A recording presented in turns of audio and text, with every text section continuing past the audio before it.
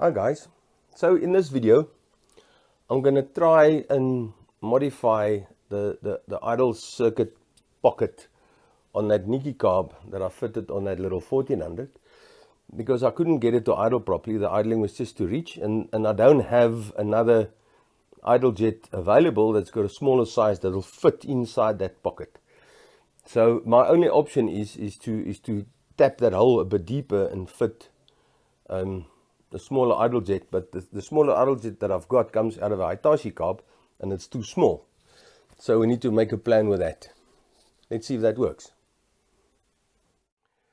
So this is the problem that I have. That jet there and that jet there is from a Nissan 1400 Hitachi carb. That's from the Nikki. I'm not quite sure what that's from, but that's a size 40. I don't know where that comes from. And that's the problem that I have. The jet from the 1400 from the Hitachi carb is 3 millimeters shorter than the one from the Nikki carb. So I'm going to have to see if I can tap the hole where the jet fits in a little deeper so that that jet that is a 45 can seat at the bottom and help us with the idling. So we need to see if we can do that. If you look in that hole very carefully, you can see at the bottom there, this one, it's actually a bit shiny, and it's a bit shiny where I tried to screw this in, and that was seating at the bottom, because it's those, although it looks much taller, it's those 3 millimeters shorter. I'm going to tap that hole deeper by 3 millimeters. I hope I don't mess up the carby, but let's have a look. So the step is an M6x1, which is what that thread is. And if you look there where it starts cutting the crop of thread, you can see I can go down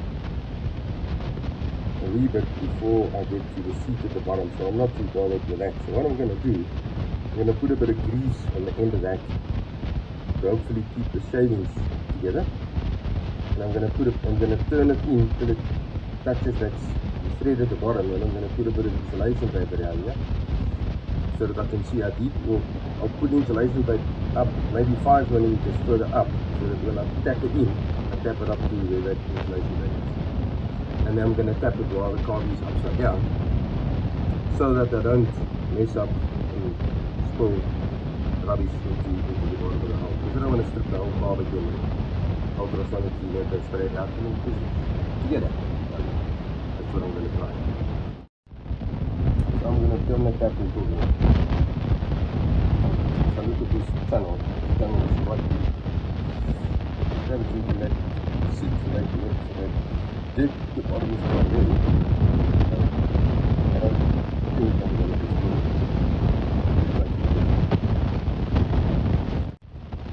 So I've cut it. And you can see that's some thread, and hopefully all the thread filings are in the cap over here. There we go, there's everything. But I've also had the carb upside down and with the carb cleaner sprayed some in there. So I don't think there's anything in that up. So I'm going to go put it on the water and see what it is. So I've marked the tip of the jet with ink, with markers blue or black. I'm going to screw it in and see if it reaches the bottom, and I'm hoping it will. Let's hope for the best. There we go. Off. So it definitely reaches the bottom. So it seems this exercise was a success, because there's nothing on there. Cool. Now we can try it out on the vehicle.